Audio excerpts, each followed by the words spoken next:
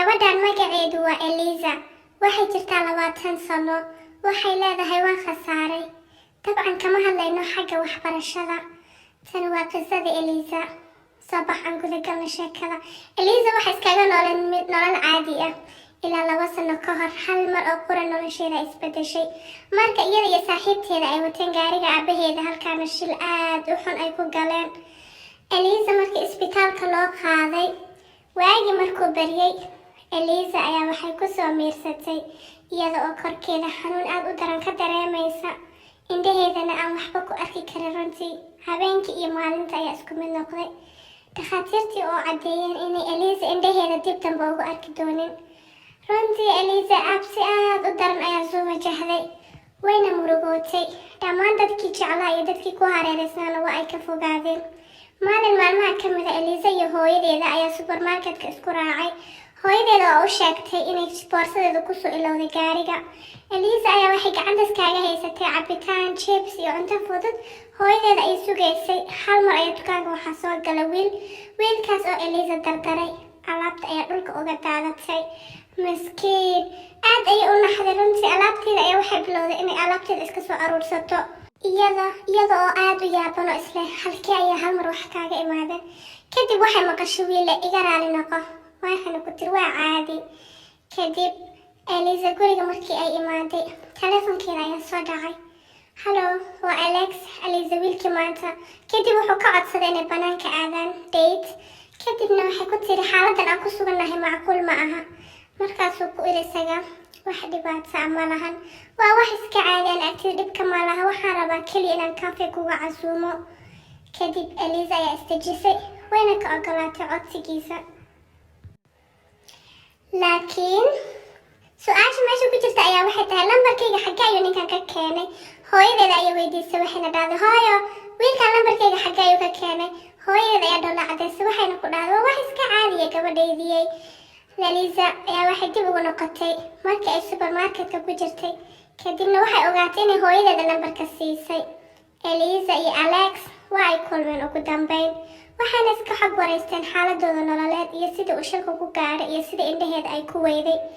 Alex ayaa ah mid ka dhashay cid taajiriin ah. markii ay ahayd dhalashadiisa 20aad ayaa aabihiisa wuxuu ugu talagalay gaari kan kuwa ugu dheeray mid ka mid ah, halkaas uu saaxiibadiisa tartan kula galay. gaarigiisana shil aad u xun ilaa uu gubtay, asigana dhaawac aad u daran uu kasoo gaaray.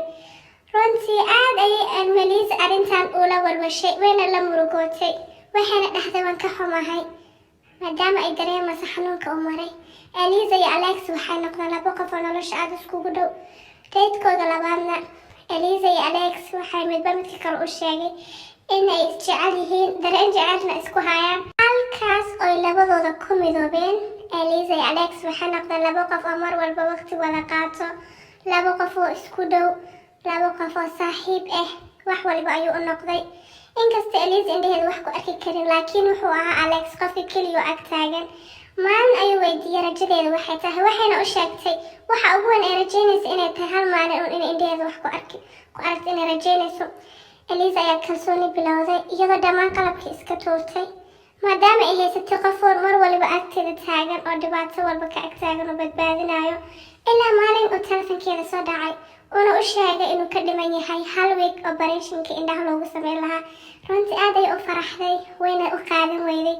waxayna tiri, laakiin sida ay ku dhacday macquul ma aha. waqtiga wuxuu iskurana maalinba maalin ay u dhiibto. waxaa lagu soo dhawaaday ballantii. Alexina xaggiisa wuxuu ka gaabiyey xiriirkii, iyadoo labada dhinacba ka walwalsan. waxaa lasoo gaaray ugu dambeyn maalinka ballanta, waxaana wehelinayay Alex iyo iyada isbitaalka ay imaadeen. hadaladiisa waxa ugu dambeeyana wuxuu ahaa, wax waliba way hagaagayaan. waxaana lagu sameeyey Eliza qaliinka, laakiin waxaa islahayd Alex ayaa kula jooga. nasiib daro hooyadeeda iyo aabaheeda ayaa joogeen. way soo kacday. hooyadeeda ayaa waxay u dhiibtay warqadana waxaa ku qornaa sidan, ka caliso Eliza, aad ayaan kuugu xiisay runtii, waana ku faraxsanahay ugu dambeyn inaad indhahaaga wax ku arkaysid. waan ka xumahay inaan agtaada joogin, tanna ma rabin inay dhacdo, laakiin waxaan kaga fogaa ayaa waxay tahay ma rabi inaa aragtid xaaladda aan ku suganahay. iyo sida wejigayga u egyahay. runtii intii aan waqtiga kula qaatay waxay ahayd inta igu farxadda badneyd noloshayda.